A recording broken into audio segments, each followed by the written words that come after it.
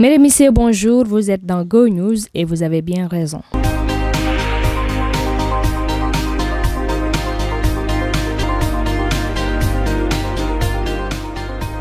Benno bloque le projet.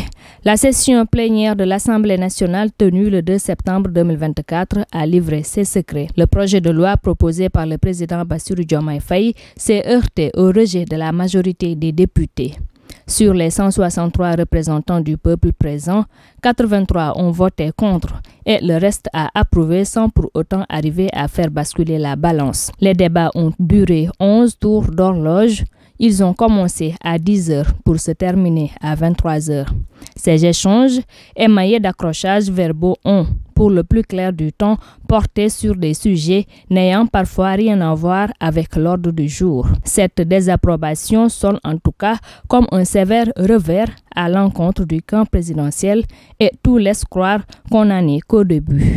En effet, Abdou Mbow, député chef de file du groupe parlementaire Benno Bokk Yakaar, promet de déposer dès ce 3 septembre une motion de censure afin de renverser le gouvernement dirigé par le Premier ministre Ousmane Sonko. À supposer qu'une telle motion de censure rencontre l'aval de la majorité des parlementaires, comme ce qui vient de se passer pour le projet de loi, l'actuel gouvernement tomberait de lui-même d'après la Constitution qui régit le fonctionnement des institutions.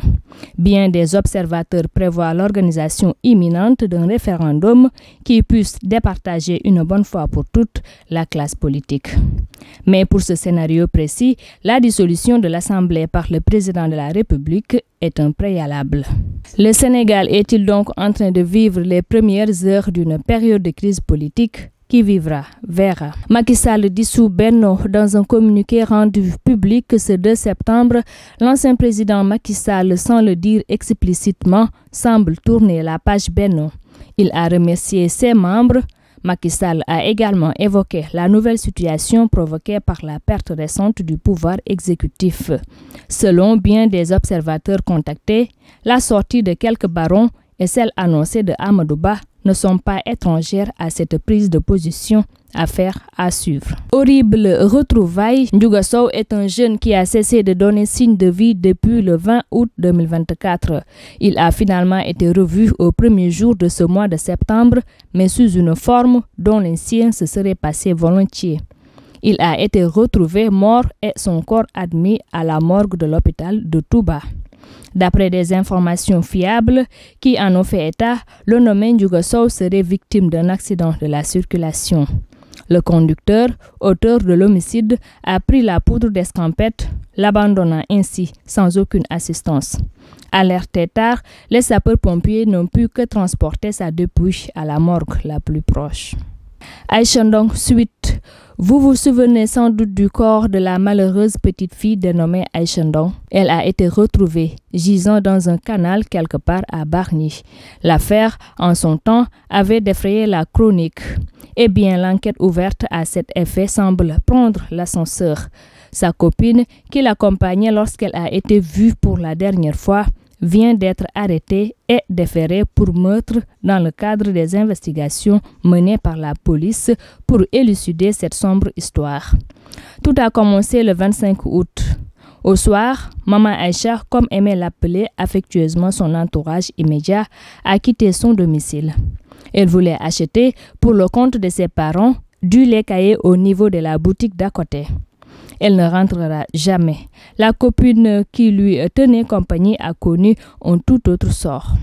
Âgée de 15 ans, elle a pu regagner seule son domicile et n'a pipé mot sur son amie. Aïcha, ou du moins son corps, a été repéré et repêché 48 heures plus tard du fond d'un canal de Bargny. Ce lieu se situe d'ailleurs non loin de chez elle.